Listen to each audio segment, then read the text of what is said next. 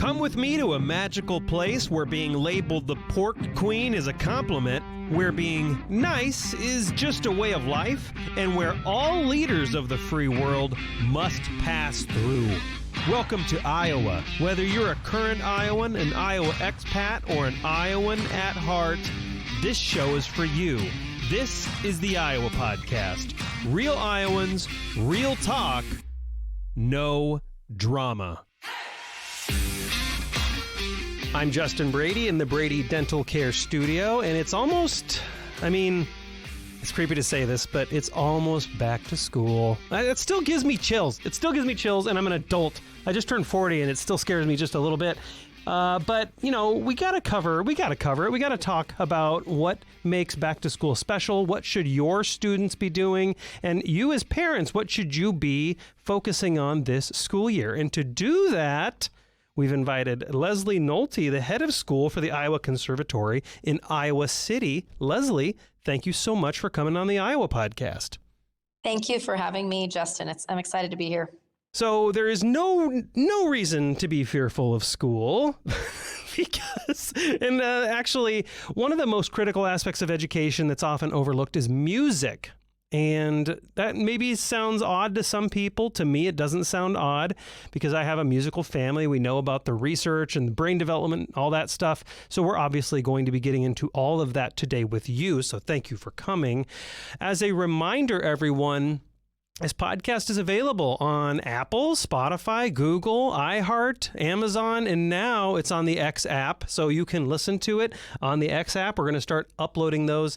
As a reminder, go ahead and give us 5 stars on your favorite app. That way, everyone can find it. There's some weird thing that happens when you give it 5 stars. It goes out to everybody and tells all your friends how cool it is or something like that. I don't understand how that works, but please do that. So, Leslie, thank you again for being on the show.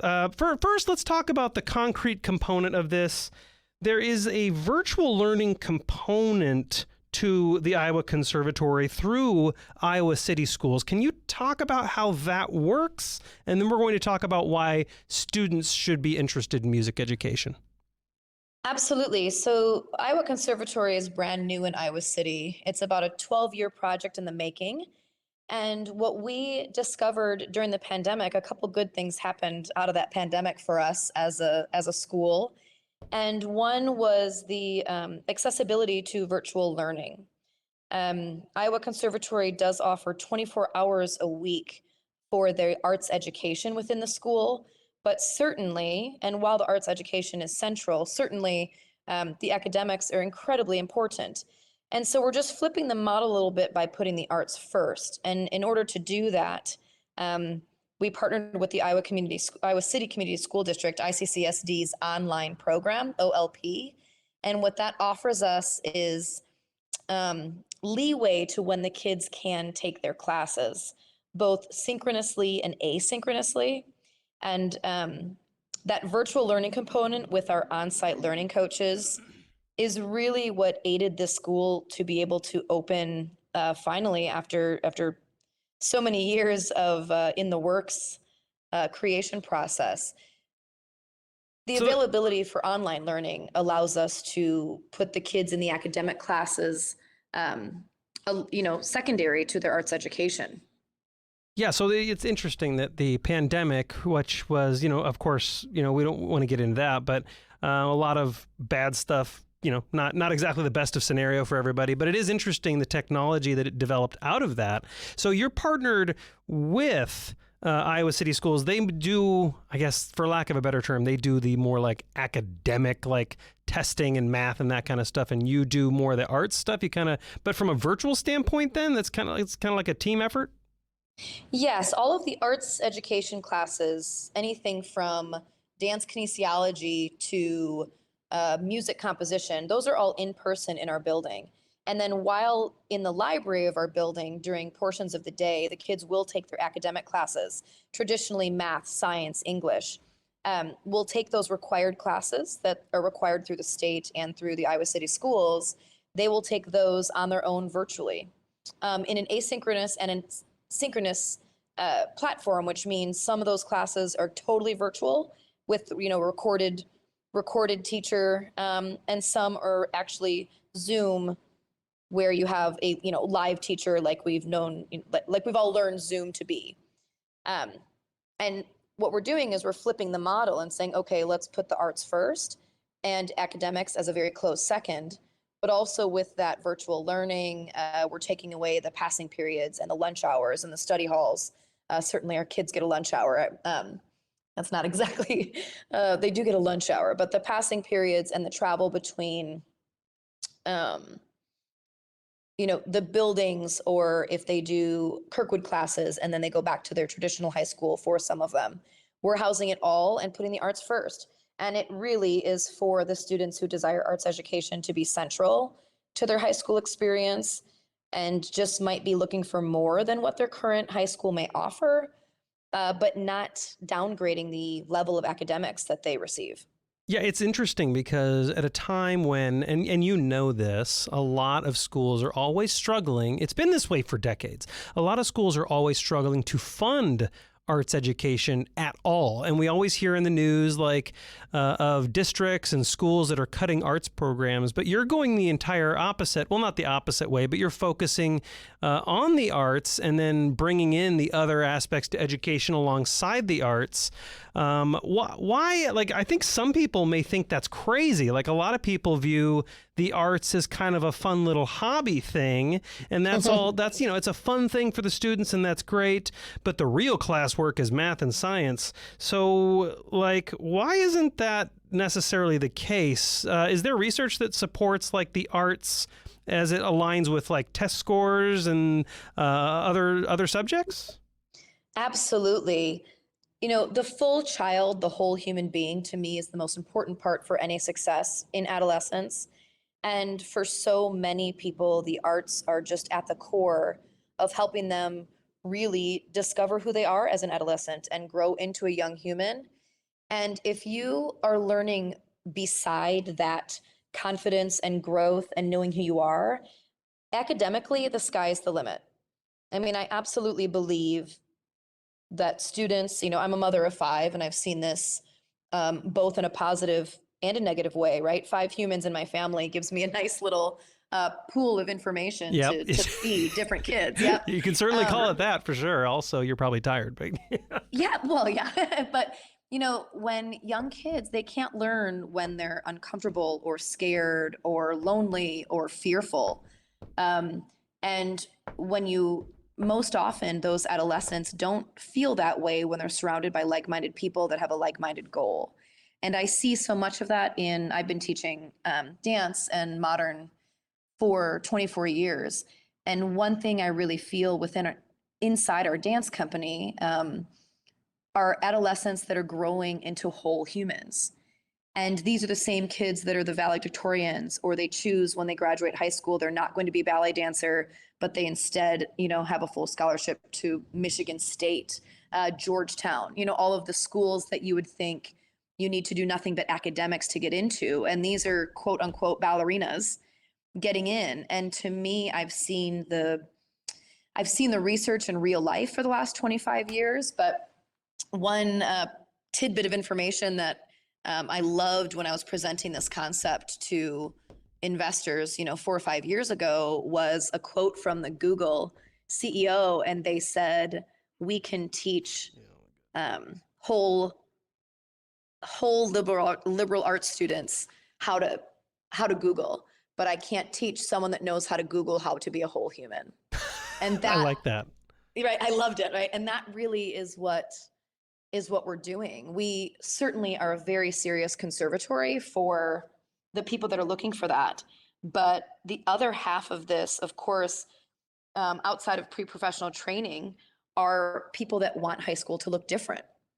And you might love the theater or writing plays or playing the piano, and you're academically really capable of virtual learning with a full-time, life or student academic coach that we have in the building. But you could leave having a beautiful high school career at Iowa Conservatory and of course go on to be that more traditional professions, which might look like a school teacher or a doctor or a nurse or an engineer. But back to that research and, the last 25 years of my experience, academically, you can just soar when you feel surrounded and supported and comforted. I feel like throughout history, culture, various histories, various governments valued the arts a lot. But then all of a sudden, about 1950s, maybe 1930s, I'm not exactly sure when it changed, but it seemed like things changed and we didn't necessarily value the arts at all. We became very utilitarian, like Taylorism was on the rise. People were viewed as machines. And in some way, I feel like it's interesting you bring up Google's CEO or the Google executive, because in some ways right now, the brain science is catching up. We're starting to see what the arts does to the human brain and how it helps in development. And what I really want to ask you about is, does this ability, like the arts, help people with creative thinking and problem solving? Right? Like that's what the research doesn't just suggest. We used to think it suggested that. Now it pretty much explicitly states that. Yes. So does this really, as AI comes online and companies start using AI to automate tasks that, usually like, coders and developers used to do, is like are arts programs kind of what students need right now to work well with AI and automation? I think that yes, my answer is emphatically yes. I also feel with AI coming into, our daily lives, that the arts are more important. We are presenting ourselves a profession that cannot be taken over from AI. We are the live theater and educational theater parts. Imagine finally humans coming back to the theater because they're looking for that community. They're looking for that non-AI way of life. So there's that aspect of that coming on board that I feel like we're going to be on the boat that's sailing safely through this AI field, but also the creative solutions and teamwork and problem solving and the success that can come, or the ideas out of a group of 10 people who are working on the same project. Creativity, I do not believe in this performance art genre of life. I do not believe AI can touch much of that. And in order for people to use AI, like what you said with the coders, a creative brain is what needs to be at the table first. Yeah, 100%. And, AI, I don't want to ever be that person that eats my words later. So maybe it's possible in the future that AI can learn to be creative. Maybe. I don't see it in the next 200 years at least. But I always tell, because I'm in tech, and I tell my clients, like, AI is really good at presenting information that's already there. But AI is not good at creating new information. And I think I want to move into like the skills necessary for a 21st century workforce, right? Like, how does music or theater or choir help develop those skills? This is kind of in line with the AI topic, but like, what skills are necessary in the 21st century workforce, and how does the music prepare students by giving them those skills? Absolutely. I love looking at this problem with the fact that there's nothing new anymore. It's like nothing is really original anymore. And one thing that continues to be, it's like a remake of things along the way. And certainly it's more in depth than that. But how I feel, let me step back to like our project-based learning. So in the world of what we're trying to do, like what we say, the whole human and creative teamwork. And when you put together a play, you start with a blank piece of paper and you write the play. We get that. And then you have to, it's starting a business. It's finding the funding for the business. Let's pretend the play is the business is the play. You have to go from nothing to something on opening night, and then you close it out back to nothing except, a recorded piece of film to look back on. The group of people that do that have nothing, create something, and then close it up and sort of put it in a yearbook in a file folder. that is life over and over and over again. The entrepreneurial skills that that we need this in the future can be broken down to being handed a script, making it, creating the music composition on top of the text, creating the costumes and the backdrops and the lighting and the sound design, putting all of that together.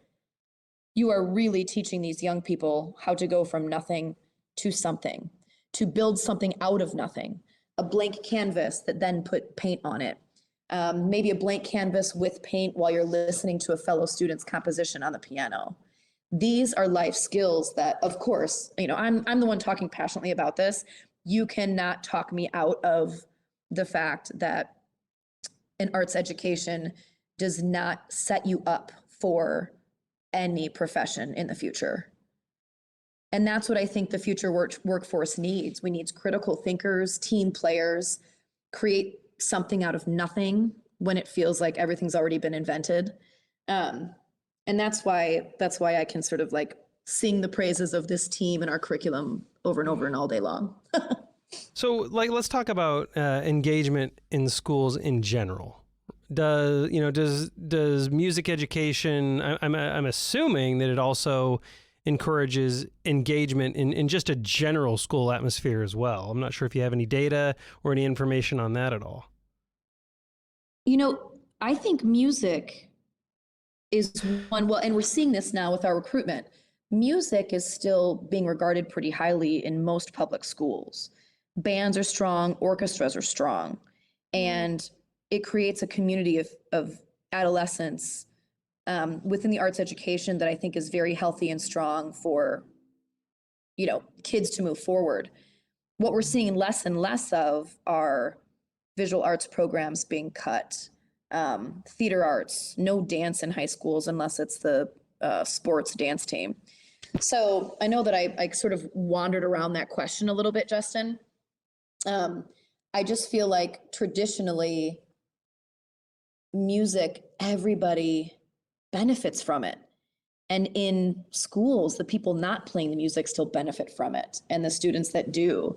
And of course, we have research that shows how students involved in the fine arts improves the ACT scores, the SAT scores, the magnitude of scholarships, getting into their schools of choice, and then of course, mental health. So to me, we need all schools to be doing this. And, it's sad when we hear about a rural school, especially in the state of Iowa, that, people get 21 minutes of visual arts once a week. That feels very backwards to me for the whole person. Yeah, I mean, I see arts education being rolled back even in cities in Iowa too. Yes. So it's tragic across the board. And like I said earlier, it's only because I guess my personal opinion is because only recently have we started to have the proper research that shows how effective this is. I think I am a little happy, though, to hear you say that music programs aren't getting cut as much as they used to. I'm not sure if you have any data on that, but that's encouraging to hear. Those are and I'm talking, of course, I'm in Iowa City, so we have public schools here that have huge music programs, and that makes me so happy. What I don't have is the idea of how many music students are being supported in areas or opposite, how many music students want to be music students can't be supported because of the area that they're in. And a lot of cities, they have private companies that have such a thing. Like obviously, for the last 24 years, I've had a performing arts studio for the evening and after school kids, like a private dance studio. And smaller schools, they might be cutting programs, but they might just be cutting the minutes. Oh, right? I see what you mean. Right. So you can get, or there's so few minutes in the day that you're starting to have to choose from between sports, academics, and music. And my favorite story of my husband, who grew up in Sheffield, Iowa, and that was such a small school, and He graduated like early 90s, but would play football, and then they would pause before halftime for the players to put on their band uniforms. And then he would march with the trumpet, and then after he would, put his pads back on and complete the football game. And so the idea of that happening right now, I couldn't even imagine, I want to go back to something you said about mental health, because that's obviously, and I don't have the data to suggest that mental health issues are worse than they used to be, or if we're just more aware of them than they used to be. I don't have that information. The information I do have is that we're certainly talking about it more. And so it's top of mind. It's a concern for parents. Heck, it's a concern for students. So what goes into, like, people hear, oh, music helps with mental health. Are they just supposed to play Beethoven or Mozart to their students? Or should they be actively spending X amount of time per week playing piano? What does it look like to kind of get the benefits from a mental health standpoint? Absolutely. I want to start by saying I've been working with children for 25 years, and the last 4 years, I have never seen the kind of mental health declines as I did for the previous 20 years combined. And I'm talking about students that are deeply troubled and depressed and lonely. I've never seen such an abundance of, the biggest problem I'm seeing, of course, besides local kids taking their own lives, we're seeing more cutting, we're seeing more eating disorders. Wow. And I did not grow up with that. To me, it feels wholly increased. Pandemic certainly didn't help. With my own children, I hear from them and 5 groups of so many friends of different ages over the, they're a 10-year split in ages. But anyway, so mental health to me is so very important. And of course, we have the data that, studies suggest that exposure to visual arts and participation in creative activities actually makes positive brain changes. Improves the quality of life, being around humans within a culture of caring that care back. And so to me, I see it firsthand. I see it in front of, my eyes when we do that. And there was research has not always studied us, like you said, in the world of the arts, but researchers are placing much more emphasis on the benefits of creativity and then quantifying it in increasing detail. So certainly, I would love to, there was a study that it's often done on senior citizens, but, even dementia patients sitting still with no affect, with no music on in the room, and all of a sudden a dementia patient humming along to a Mozart tune when the music is playing. And if we can reach brains in that state, imagine what music can do for adolescent brains that are doing nothing but absorbing like sponges, from the ages 14 to 24. Yeah, and to your point, the creativity aspect, right? Everybody wants creativity. Bosses say they want creativity. Companies want creativity. They want innovation. They want problem-solving skills. And, basically what you're saying is those come from the arts, period. They come from music. They come from jazz lessons, theater, choir, drama. That's where they come from. That's that part of the brain. That's how it develops. And if you neglect that part of the brain, you neglect the ability to create and innovate. So education in general, parents who may not understand what there's, I know parents are probably listening to this thinking, okay, cool, got to get my kids involved in the arts because I want them to be well-rounded. I want them to be creative. I want them to be innovative. I want them to be able to problem solve. What does that look like from an educational standpoint? Obviously, not everybody's from Iowa City. Not everybody can go to the Iowa Conservatory. So even if you're in a public school, maybe they do or do not have an arts program, you may or may not be able to enroll in it. What does it look like from a parent standpoint? What should parents be helping their students find? Is this just 30-minute music lesson a week? What does it look like? I think the most important part is to find that community. In that, for us, that community is absolutely within the arts. Creativity can be had. It's this sort of the age-old story that we're all super creative until we're 8, 9, or 10, and then life beats it out of us. And we're like, we should all be back to that 6-year-old skipping around on a beach where we have an entire world that we've created around us because nobody is sort of snubbing us or putting us in a box. So you can dance anywhere, you can sing anywhere, you can read anywhere, you can create something out of nothing anywhere. And I think it just engages our brain and it heightens enjoyment. And then there's the serotonin that floods our body because we are joyful and creating. We call it, it's like the maker's mark. The maker's mark can be seen inside of our brain. And to me, the easiest way to get there is through creativity and sort of being silly. Dance, sing, paint something. I was reminded recently of at Yale and Harvard, they're required to visit museums and describe the works in detail. Interesting. Right? Like there's this thing that, they're not going to a tap class per se, but they're going to a museum and then they're using, of course, their brain to describe it in details to one another for that importance. And these are the med students there. Yeah, that's interesting because if the Yale and Harvard med faculty says go to the art museum and look at art and then come back and explain it, that's kind of fun. So should this be, because I want to clarify this so parents understand like they have a next step to take. Should they be enrolling in group music lessons? Should they be getting music lessons for their students? Should they be attending class? Like, is there something you'd recommend a student do per week that a parent can push them into something? Like, is it just music lessons? Is it a choir? Well, what specifically can parents latch on to? Like, give them an action step, I guess.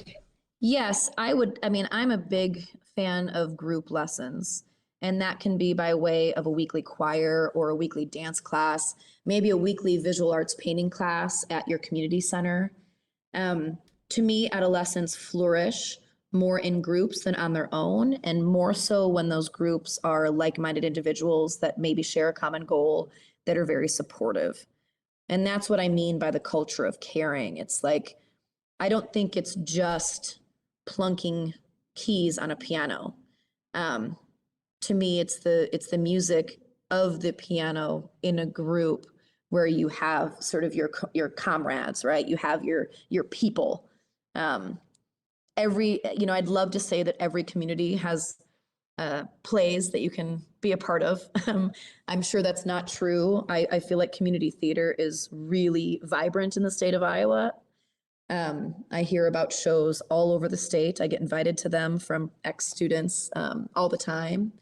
So to me, it would be finding that art, but also that group, sort of that group friendship, or the friendship that comes along with just being a part of the same goal. Yeah, and that's also actually a good point too. And that kind of reinforces the antidote for the mental health crisis we're in. This is a really good structured way to get students into a group setting and to kind of alleviate I think there was an article, actually we were just talking about this in the show last week with Jeff Wood, the founder of Gravitate, and he said there's a loneliness epidemic right now. And to your point earlier, the pandemic didn't exactly help these things that much, but getting students in these groups that are structured, this is a really, really fast way to cure the loneliness epidemic, but to do so in a safe environment where it's structured, where it's not awkward for them to meet new people. Like there's a sense of purpose, and they can kind of focus on a goal. It's not just throw them in a room and try to make friends. It's like you have this goal, which is to sing this song or play this song or paint this painting or make sculpture, and in the process, you meet people that are solving the same problems you are. Yeah, Leslie Nolte, Iowa Conservatory in Iowa City, the head of school for Iowa Conservatory. I really appreciate you coming on the show. How can people learn more about the Iowa Conservatory or more about the arts in general? How can they connect with you all? Yeah, thank you for this conversation. First off, Justin, I love talking about arts education and adolescence and, young people that are going to be our future. So thank you. We are, me and my team, we're at iowaconservatory.org. We're brand new in Iowa City. We would, all of us are really excited to chat about our curriculum, why we're here, what we think we can be for the state of Iowa for those that are looking for something like this. Always given tours. Our new building, will be ready in about 36 hours with 3 days to spare before our first day. And we're just really excited to be this for the students that need us in the state of Iowa and, in surrounding states and of course the rest of the country. So thank you. We're happy to chit chat, healthy debates. We love doing it all. So reach out. Yeah, thank you. Excellent. Thanks so much for coming on the show, Leslie.